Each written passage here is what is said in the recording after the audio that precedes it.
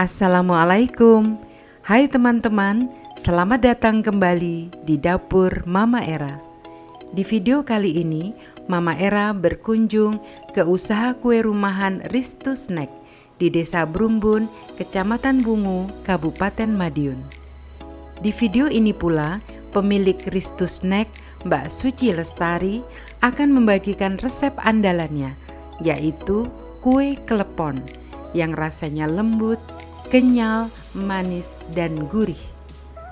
Teman-teman, jajanan tradisional kue klepon yang bentuknya bulat kecil bersalutkan kelapa parut ini hingga kini masih banyak penggemarnya karena punya sensasi rasa tersendiri, yaitu ledakan gula merah saat digigit.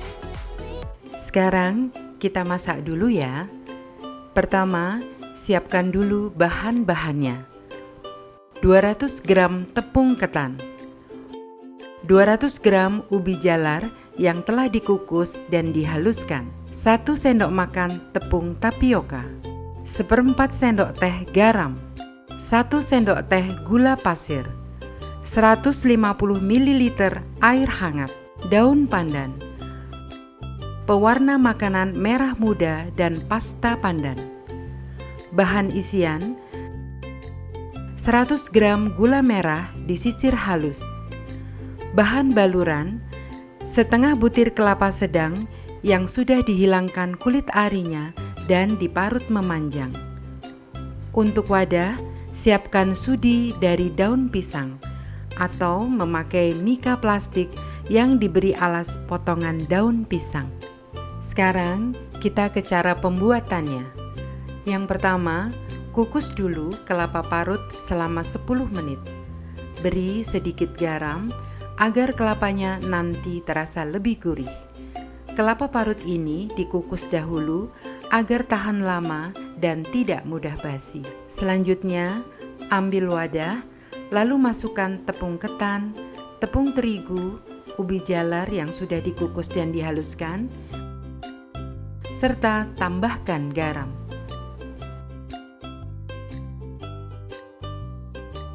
Kemudian, ambil air hangat, lalu campurkan dengan gula pasir dan aduk rata.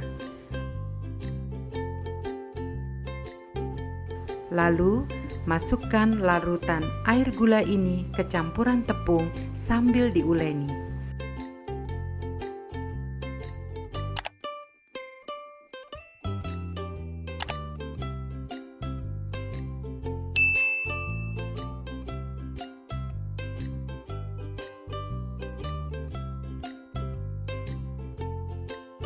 Memasukkan airnya secara bertahap ya. Uleni terus sampai kalis. Tandanya kalis, adonan bisa dipulung dan ketika dibulatkan tidak pecah. Oh iya teman-teman, campuran ubi jalar yang dikukus dan dihaluskan wajib dan harus ada di resep ini ya, agar kue kleponnya nanti terasa lembut tapi tetap ada kenyalnya.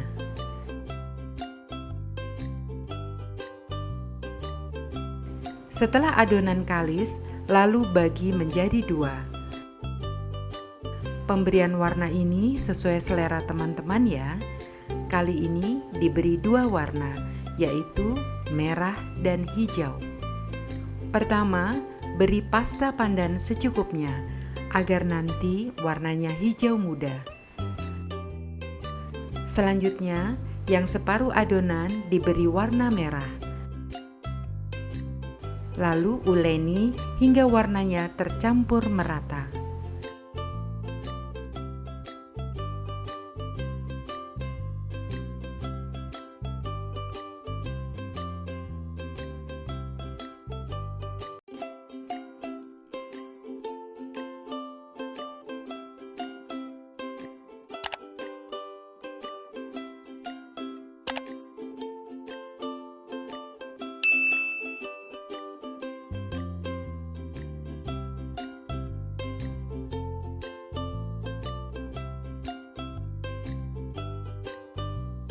Teman-teman, kemudian siapkan panci, beri air yang selanjutnya didihkan airnya. Namun sebelumnya, siapkan dulu kelapa parut yang tadi sudah dikukus.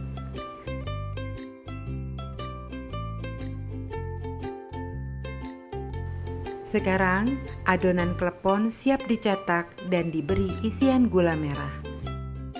Teman-teman, agar klepon bentuknya cantik dan tidak meleber, tahap mencetak, merebus di air mendidih, ditiriskan, lalu digulirkan ke kelapa parut ini satu rangkaian ya, jadi pengerjaannya harus cepat.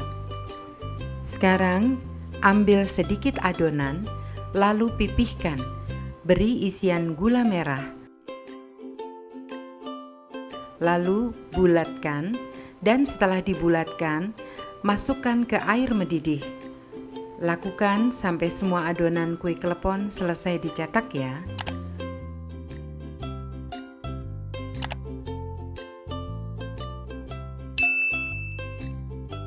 Sambil mencetak, nanti kleponnya akan mengapung bila sudah matang. Bila sudah ada yang mengapung, jangan langsung diangkat ya, tapi biarkan sekitar 2 menit dulu, agar kleponnya benar-benar matang merata sampai ke dalam. Setelah mengapung dan ditunggu sekitar 2 menit, lalu ambil kue klepon dengan saringan. Tiriskan sebentar, lalu taruh di kelapa parut. Menaruh klepon di kelapa parut ini saat masih panas ya. Jadi, gulingkan atau baluri saat klepon masih panas. Lakukan tahap mencetak, merebus, tiriskan, dan gulirkan ke kelapa parut sampai semua adonan habis. Teman-teman, setelah semua kue klepon dibaluri dengan kelapa parut, lalu tata di sudi yang terbuat dari daun pisang, atau bisa juga di cup mika yang sudah diberi potongan daun pisang. Untuk wadah sesuai selera ya, dan setelah ditata bisa langsung dinikmati atau dikemas bila akan dijual.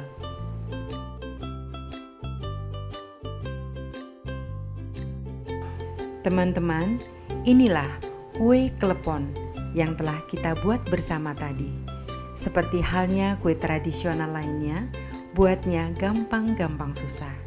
Tapi kalau teman-teman memakai resep ini dan cara pembuatannya seperti yang ada di video, tentu tidak akan gagal dan hasilnya cantik.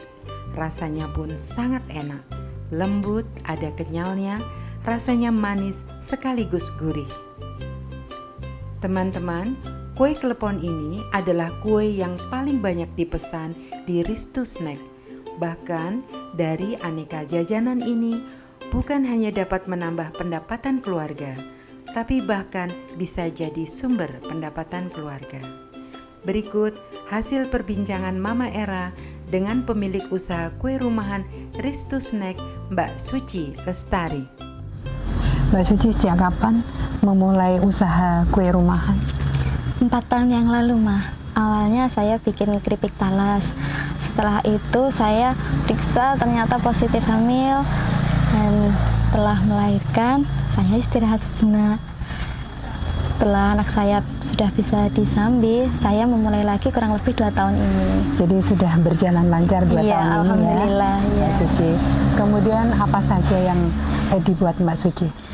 Yang paling banyak pesanan kue tar ulang tahun. Itu kalau untuk snack box ada bolu, ada donat, ada risoles, ada onde-onde juga. Kemudian selama menjalankan usaha kue rumahan, kendala apa yang dirasakan? Untuk permodalan dan pemasaran. Kemudian solusinya apa untuk permodalan? Untuk permodalan saya pinjam ke Kopwan desa kan ada. Terus saya pinjam di situ untuk menambah modal saya.